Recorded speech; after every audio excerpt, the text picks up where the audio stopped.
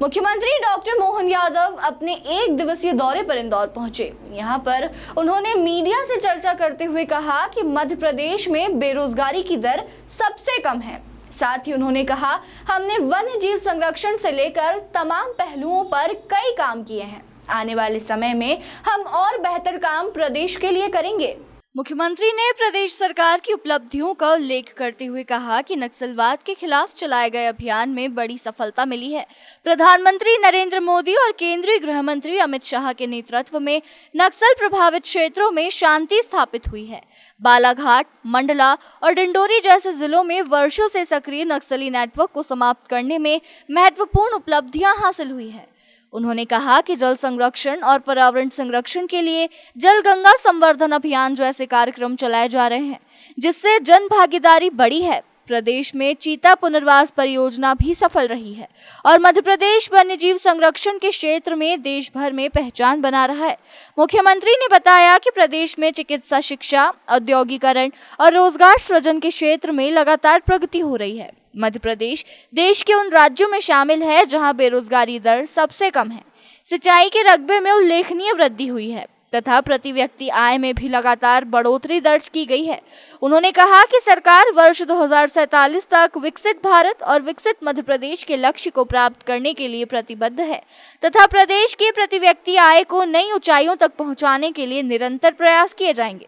कांग्रेस की 55 साल की सरकार में प्रति व्यक्ति आय 11,500 रुपए थी। आज की स्थिति यह है कि प्रति व्यक्ति आय 1,70,000 रुपए हो गई है। हम 2047 के सपने को साकार करने में लगे हैं, जहां पर प्रति व्यक्ति आय 22 लाख पहुंचाई जाएगी।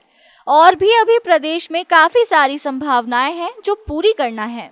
पलट के देखते हैं तो लगता है कि काफी कुछ कर दिया और आगे देखते तो लगता कुछ किए ही नहीं, बहुत बाकी है। तो मुझे इस बात का आनंद है कि जैसे हमने नक्सलवाद को आखिरी सलाम, लाल सलाम को आखिरी सलाम किया है, ये हमारे लिए उल्लेखनीय उपलब्धि। ऐसा लगता था कि तो असंभव है, लेकिन यशस्वी प्रधानमंत्री श्रीमान नरेंद्र मोदी जी के नेतृत्व में, माननीय गृह मंत्री अमित शाह जी के कुशल नेतृत्व में जिस प्रकार से नक्सलवादियों से निपटने में मध्य प्रदेश सफल हुआ है, मैं एक तरह से भारत सरकार के माननीय प्रधानमंत्री जी को बधाई देना चाहूँगा। उनके 12 साल के सफलतम शासनकाल में अगर राज्य की दृष्टि से देखा जाए तो हमारी सबसे बड़ी चुनौती थी, जहाँ कांग्रेस के शासनकाल में ये विशाल सपेला दंश पूरे प्रदेश ने भोगा। खुद कांग्रेस के मंत्री को भी हमारे राज्य के अंदर ये शर्मनाक घटना घटी और उनके अपनी जान की बाजी लगाना पड़ी।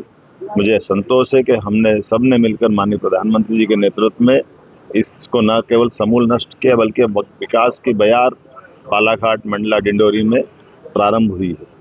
दूसरी तरफ यूनियन कार्बाइड का 40 साल पुराना कांग्रेस के शासनकाल का कचरे को जला करके यूनियन कार्बाइड के दंश से भी एक तरह से मुक्ति दिलाने का काम हुआ।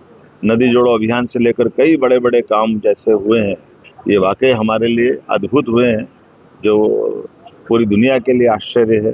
और चीता कहाँ जीता? मध्य प्रदेश में जीता। हमारे लिए सौभाग्य की बात है। चीते के प्रोजेक्ट ने दुनिया में एक नया रिकॉर्ड बनाया। जब हमारी सरकार बनी थी तो 20 में से 12 शांत हो गए थे, 8 ही बच्चे थे।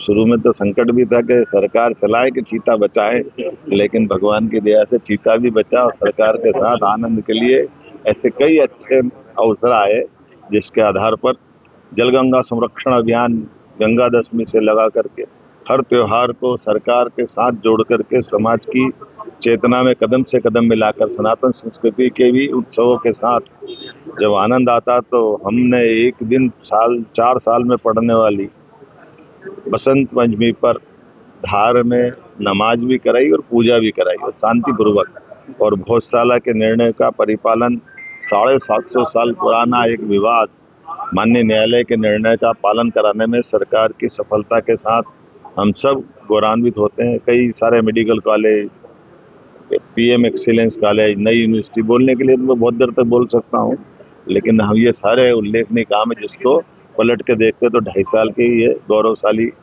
इतिहास भी है जिस पर गर्व कर सकते हैं। लेकिन आगे देखते हैं तो अभी हमको अपने राज्य के अंदर औद्योगिकरण से लगा करके कई सारे सेक्टर में, यद्यपि ये बात सही कि सबसे कम बेरोजगारी की दर अगर कहीं है तो मध्य प्रदेश में।